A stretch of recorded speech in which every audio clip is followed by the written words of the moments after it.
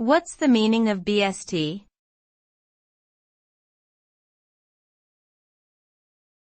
BST.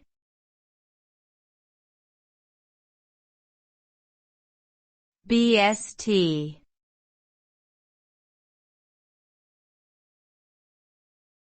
BST.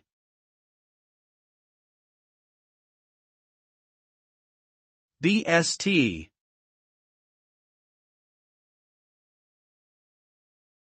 BST stands for binary search tree, which is a commonly used data structure in computer science.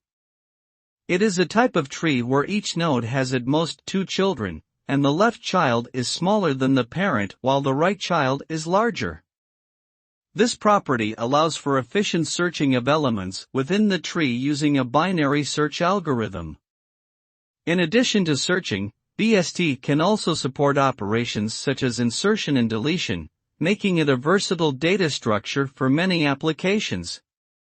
Overall, BST is a powerful tool for storing and organizing data in a way that supports efficient searching and other operations.